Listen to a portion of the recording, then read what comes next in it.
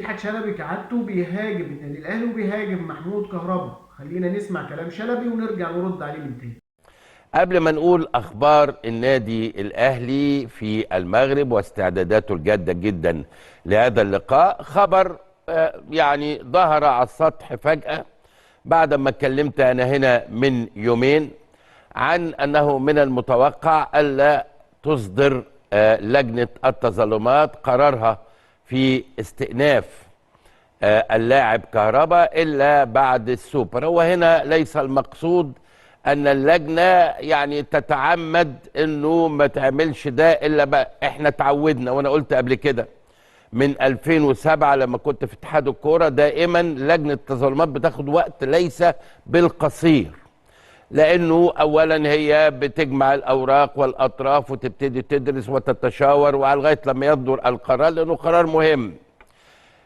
يعني ما اعرفش هو بقى مهم، يعني مع كل اسف وانا مش عايز اكرر كلامي انه فعل ما لم يكن له اي يعني لازمه بالبلدي كده اتى من اللاعب كهربا بدون اي احساس بالمسؤوليه تجاه التيشيرت الاحمر. خلانا نعمل اجتماعات ونتكلم ونقول ونعيد على ايه؟ يعني على ايه؟ مش عايز اكرر كلامي، انا قلته قبل كده وبعض الناس زعلوا من محبي النادي الاهلي، مش عايزهم يزعلوا. احنا بنتكلم بالاصول، بنتكلم بالاخلاق، بنتكلم بالمنطق، بنتكلم بالعدل. ينفعش اطلاقا اطلاقا انه لاعب كوره يورط ناديه ويورط النادي الاخر ويورط لجنه الانضباط ويورط لجنه التظلمات ويورطنا احنا كمان والدنيا كلها عشان شويه حاجات مش عايز اوصفها، يعني عشان ما يطلعش مني لفظ مش مناسب. يعني ده ملوش دخل ان هو لاعب ممتاز عشان ما حدش يخلط يعني، لكن الامم الاخلاق ما بقيت فان هم ذهبت اخلاقهم ذهب. انا اتحدث هنا عن الارتقاء بمستوى الاخلاق في كل الاتجاهات، سواء لاعب او مدرب او اداري او اي حاجه او مجلس اداره او رئيس نادي ايا كان، لابد ان نتحلى بالاخلاق. انعدام الاخلاق في بعض المواقف بيودينا في السكه دي. طيب ما علينا.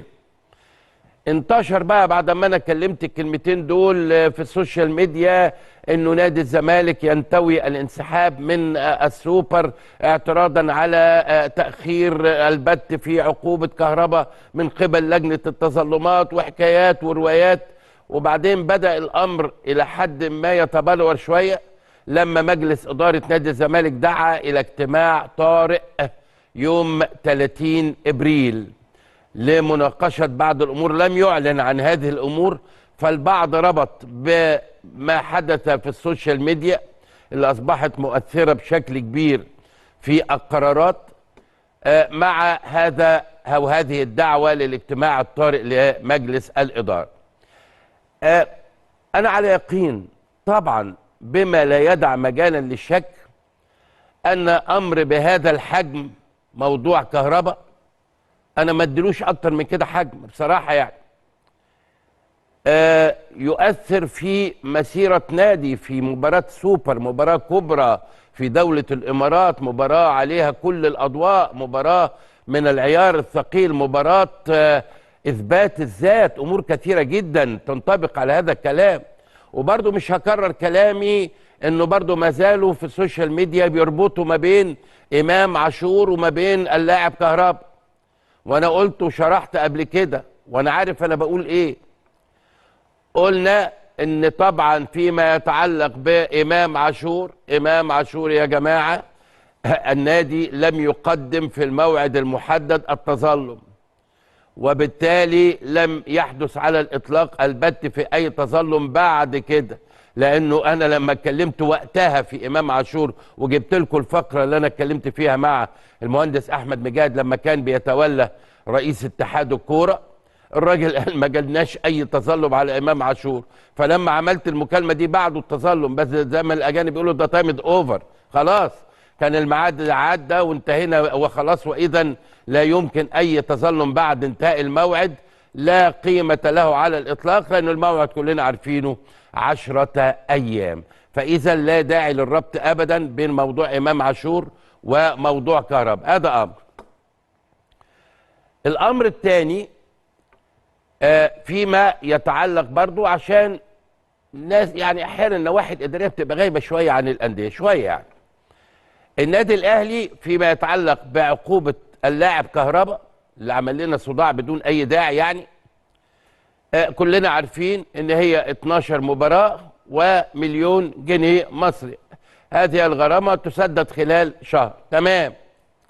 هذه العقوبه والنادي عوقب ب 200,000 جنيه. هذه عقوبات شخصيه، بمعنى ان كهربا هو اللي قدم التظلم فيما يتعلق بعقوبته هو، والنادي الاهلي قدم التظلم فيما يتعلق بعقوبه النادي الاهلي اللي هي 200,000 جنيه. واضحه؟ واضحه. نروح الناحيه الثانيه. هناك قرار فيما يتعلق بالمستشار مرتضى منصور بصفته رئيسا لنادي الزمالك، عندما صدر القرار غرامه 300,000 جنيه ومنعه من حضور المباريات التي ينظمها اتحاد الكوره لمده شهرين. كويس قوي. راح تظلم من جانب نادي الزمالك النهارده الى لجنه التظلمات بتوقيع مين؟ بتوقيع المدير التنفيذي.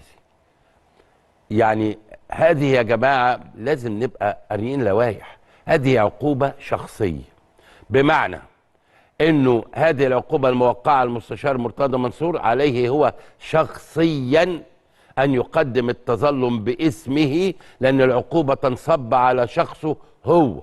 يعني ال 300,000 جنيه دول من جيبه هو، مش من جيب نادي الزمالك. ان هو ما يحضرش مباريات لمده شهرين او كذا او كذا، ده عليه هو، مش على مجلس اداره نادي الزمالك. لكن مع الاسف النهارده اتبعت الجواب من نادي الزمالك بتوقيع المدير التنفيذي.